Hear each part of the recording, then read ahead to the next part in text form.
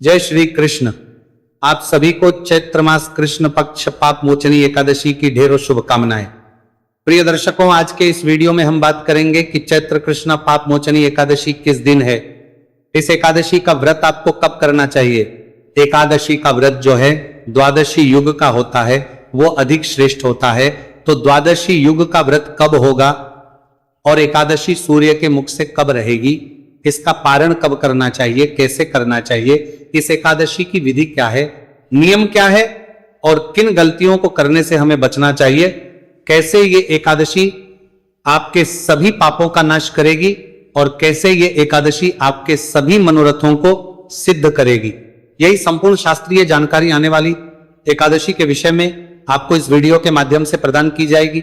आपसे निवेदन है कि वीडियो यदि थोड़ा सा भी उपयोगी लगे तो कृपया एक बार लाइक अवश्य कीजिएगा। परमेश्वर वासुदेव की कृपा प्राप्त करने के लिए और अपने व्रत की सफलता के लिए कमेंट बॉक्स में अवश्य लिखिएगा जय श्री या ओम नमो भगवते वासुदेवाय। आप देख रहे हैं सनातन धर्म का संसार ज्योतिष संस्थान का प्रतिष्ठित यूट्यूब चैनल सनातन धर्म का संसार धार्मिक। हम यहाँ सभी व्रत और त्योहारों की सही शास्त्रीय जानकारी प्रदान करते हैं। ज्योतिष शास्त्र और पंचांग के आधार पर आपको बताते हैं कौन सी तिथि कब है, व्रत आदि कब करना है, क्या विधि, क्या नियम और क्या गलती नहीं करनी है। यदि आप सभी व्रत और की सही शास्त्रीय जानकारी पाते रहना चाहते हैं तो कृपया चैनल को सब्सक्राइब कीजिए और बेल आइकन को प्रेस कीजिए। जब आप सब्सक्राइब का बटन दबाएंगे तो वहां एक घंटी का निशान बना हुआ आएगा, उसको अवश्य दबाइएगा, तभी आपको हमारे सारे वीडियो प्राप्त होंगे, अन्यथा आपसे जानकारी छूट जाएगी। आइए प्रिय दर्शकों, जानकारी आरंभ करते हैं, बात करते हैं आने वाली एकादशी। एकादशी की महिमा यूं तो शास्त्रों में बड़ी अद्भुत कही गई है। सभी एकादशी मनुष्य का कल्याण करती है। यहां आरंभ ही एक बात मैं आपको बताता चलूं जो आपके मन में प्रश्न रहता है कि हमें कौन सी एकादशी करनी चाहिए, कौन सी नहीं। इस विषय पर यूं तो मैंने एक विस्तृत वीडियो भी बनाया है जिसमें जानकारी दी है। मूल बात यह है कि शास्त्र कहते हैं कि कभी भी किसी भी एकादशी के बीच में भेद करने की आवश्यकता नहीं है। सभी एकादशियां व्रत करने योग्य हैं और सभी एकादशी का पुण्य फल बहुत अधिक कहा गया है। सभी एकादशियां भगवान नारायण को प्रसन्न करने वाली है, इसीलिए कभी भी एकादशी के बीच में भेद नहीं करना चाहिए। प्रत्येक एकादशी का अपना अलग अलग महत्व होता है। कोई धन देती है, कोई देती है, कोई निरोग देती है, कोई मोक्ष देती है, कोई पापों का हरण करती है। इसी प्रकार से एकादशी है पाप मोचनी एकादशी, जो चैत्र मास के कृष्ण पक्ष की एकादशी होती है। इस एकादशी का व्रत करने से मनुष्य के सभी पापों का नाश हो जाता है। शास्त्र कहते हैं, भगवान श्री कृष्ण के द्वारा पद्म पुराण में वर्णन आता है कि जो मनुष्य इस एकादशी का व्रत करता है उसका बड़े से बड़ा पातक नष्ट हो जाता है। इस एकादशी का एक व्रत ब्रह्म हत्या जैसे बड़े का नाश कर देता है, और जब पापों का नाश हो जाता है तो मनुष्य के अच्छे दिन आते हैं, अर्थात मनुष्य के जीवन के जो संकट है उनका नाश होता है, मनुष्य के जीवन के संकट समाप्त होते हैं और मनुष्य का कल्याण होता है। इसके विषय में कथा में भी एक वृत्तांत आएगा और पद्मा पुराण में भी एक वर्णन आता है जहां राजा मंदता को वृत्तांत सुनाया जा रहा है और भगवान कृष्ण जो है महाराज युधिष्ठिर को बताते हैं कि मंजू घोष नामक एक अप्सरा थी। उस अप्सरा को जब ऋषि ने श्राप दिया पिशाचिनी बनने का, तो उस श्राप से मुक्ति के लिए उस मंजू भूषा ने इसी एकादशी का व्रत किया था। मंजू भूषा को इतना बड़ा श्राप था, इतने महान ऋषि का श्राप था, लेकिन इस एकादशी के व्रत के पुण्य के प्रभाव से वह श्राप भी नष्ट हो गया और मंजू भूषा उस श्राप से पिशाच योनि से मुक्त हो गई। तो ये बड़ी सी पड़ी, यदि किसी को बद्दुआएं भी लगी हो तो उनका भी नाश कर देती है। आपके ऊपर किसी भी प्रकार का पातक क्यों ना हो, उस सब का नाश इस एकादशी का व्रत से हो जाता है। यह है इसकी महिमा। बाकी एकादशी के विषय में जितनी महिमा बताई जाए उतनी कम है, क्योंकि भगवान श्री कृष्ण ने और भी बहुत कुछ इस एकादशी के विषय में कहा है, उसकी चर्चा करना आवश्यक नहीं है, क्योंकि महत्व आप जानते हैं तभी आप एकादशी का व्रत करते हैं। आइए अब बात करते हैं कि इस एकादशी का व्रत आपको करना कैसे चाहिए, इसकी विधि क्या है, नियम क्या है, कब व्रत पूर्ण होगा, कैसे पारण होगा। प्रिय दर्शकों, एकादशी का जो व्रत है वो एक त्रिदिवसीय विधान है, मैंने पहले बहुत बार बताया है, जिसकी शुरुआत है दशमी तिथि से, अर्थात व्रत के एक दिन पूर्व अगले दिन व्रत किया जाता है और व्रत के अगले दिन पारण किया जाता है। इसमें कुछ नियम ऐसे हैं जो व्रत के एक दिन पूर्व ही आपको धारण करने होते हैं। व्रत के एक दिन पहले ही उन नियमों को शुरू कर देना होता है। उन नियमों को एक बार जान लेते हैं तो व्रत के एक दिन पूर्व ही आपको कुछ वस्तुओं का त्याग करना है और कुछ वस्तुओं को, कुछ चीजों को, कामों को अपनाना है, करना है। सबसे पहले और सबसे बड़ा त्याग है शहद का त्याग।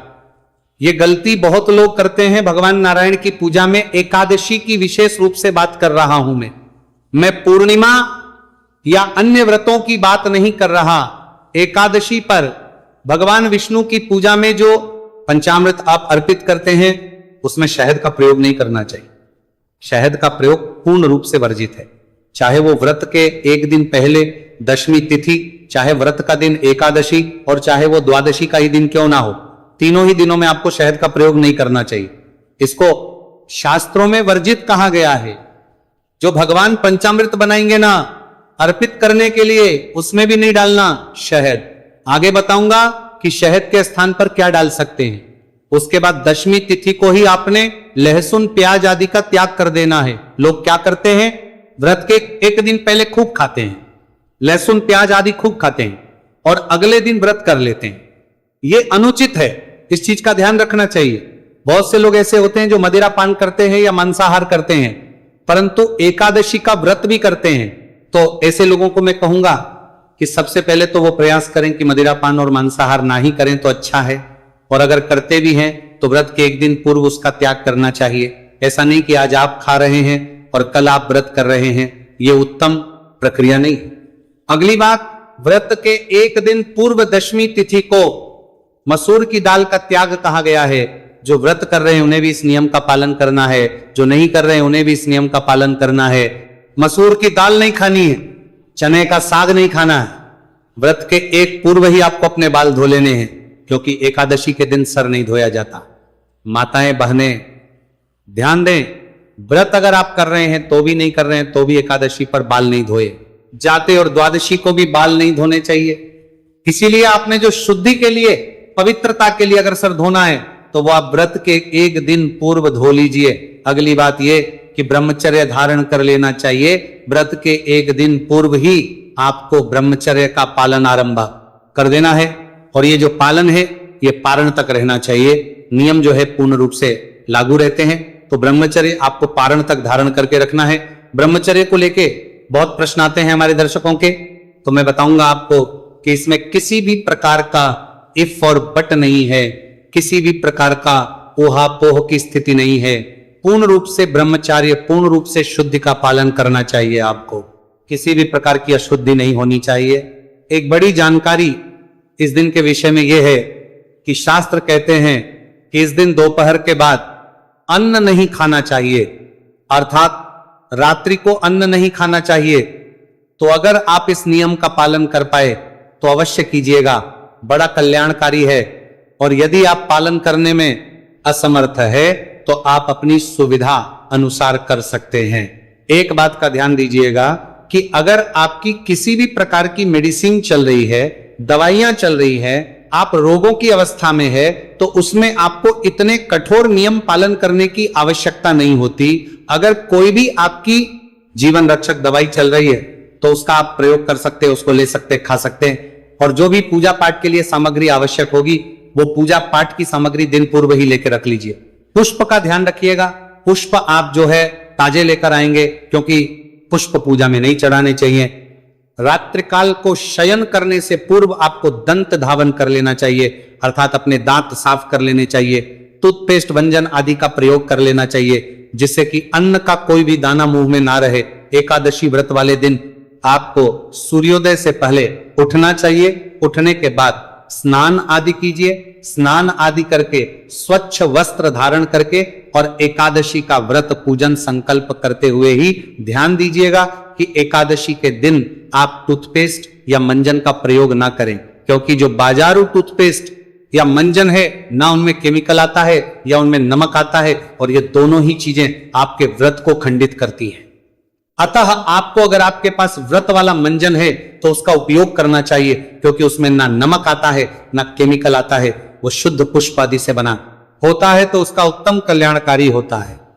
इस प्रकार स्नान आदि करके स्वच्छ वस्त्र धारण करके सारी पूजा की सामग्री एकत्र कीजिए।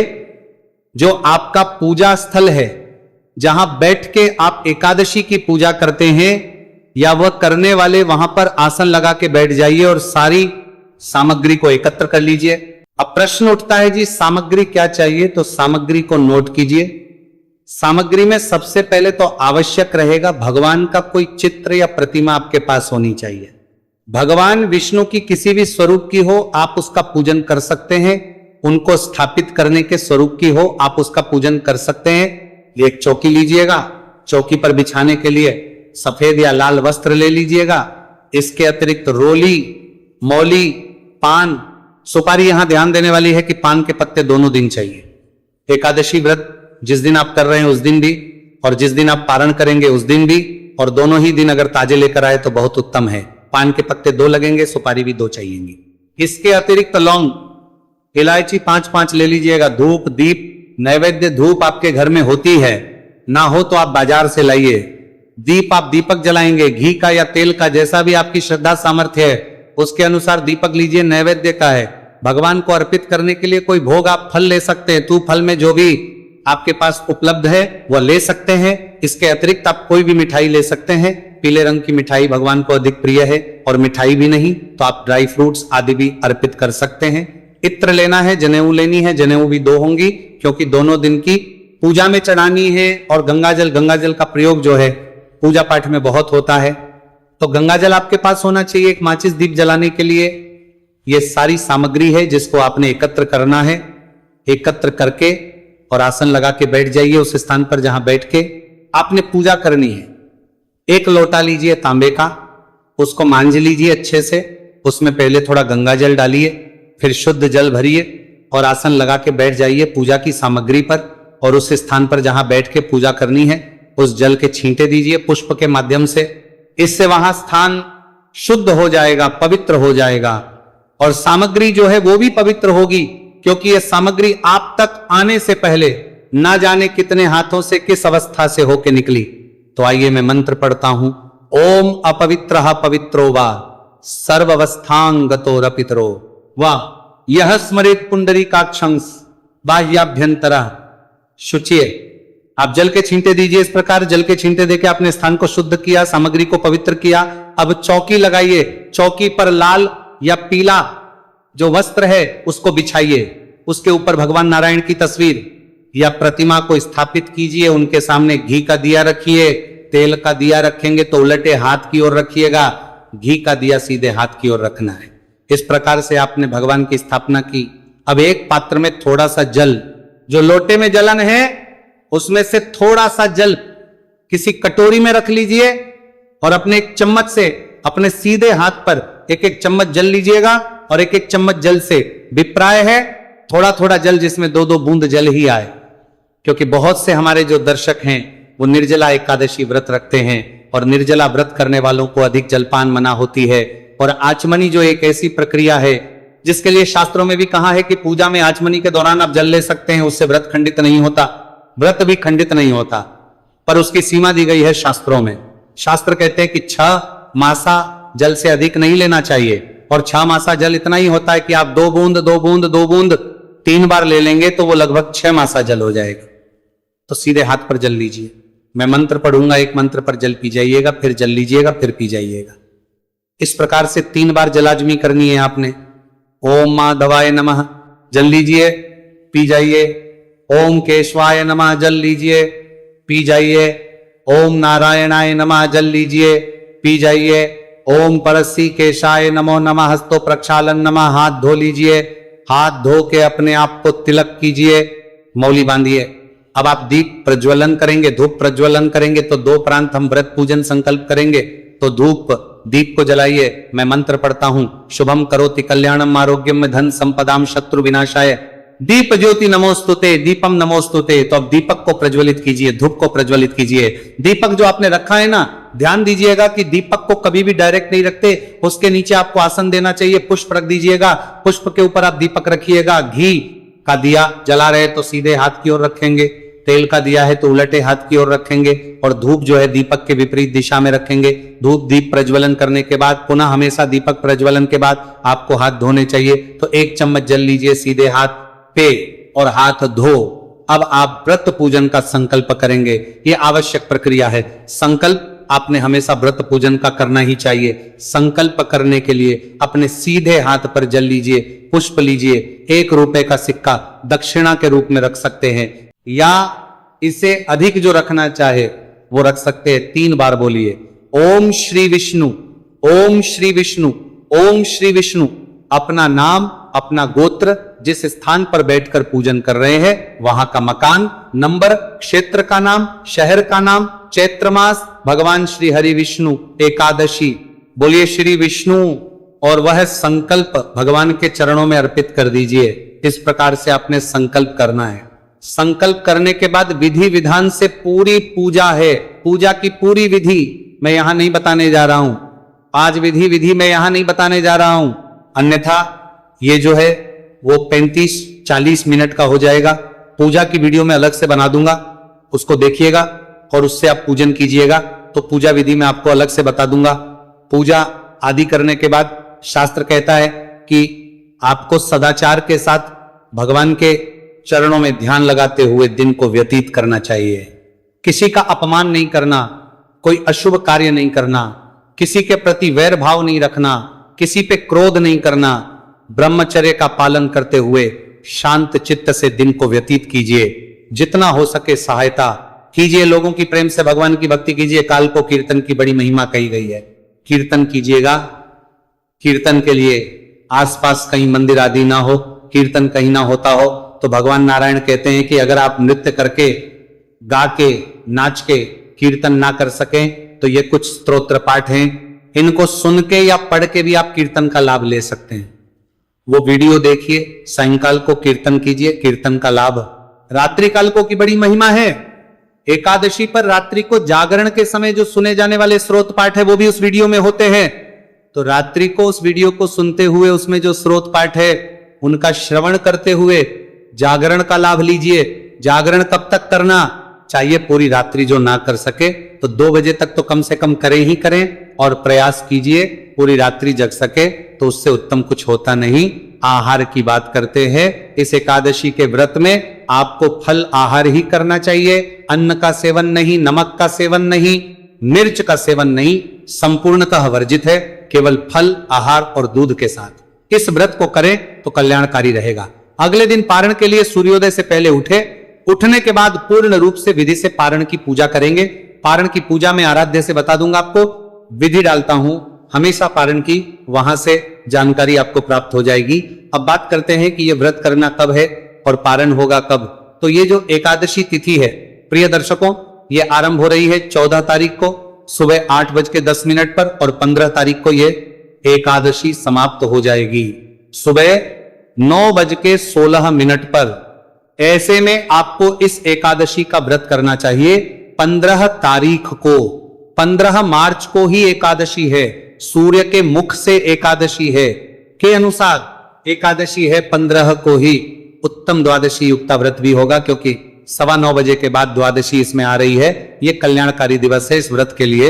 एकादशी चावल नहीं खाने का जो नियम है वो एक दिन पूर्व 14 तारीख से ही आरंभ हो जाएगा, क्योंकि 14 तारीख को 8-10 के बाद एकादशी लग जाएगी। तो एकादशी 14 और 15 दोनों ही दिन किसी को भी चावल नहीं खाने हैं। जो व्रत कर रहे हैं, ये नियम उनके लिए ही नहीं बाकी सबके लिए भी है कि चावल आपको नहीं खाने हैं। एक चीज का ध्यान दीजिएगा कि ये जो योग है बड़ा अशुभ है। अगर कोई गलती करता है दिन का चुनाव करने में, अगर किसी ने गलती से 14 तारीख को एकादशी का व्रत किया तो वह नरकगामी योग का लाभ लेगा। यह अत्यंत पाप नाशक होगा। शास्त्र कहते हैं कि दशमी वेधा एकादशी कभी नहीं करनी चाहिए। भगवान शंकर ने तो गौरी शंकर संवाद में यहां तक कि जो मनुष्य दशमी वेधा एकादशी करता है वह अपने लिए नरक की कामना करता है। इससे बढ़ के और क्या हो सकता है।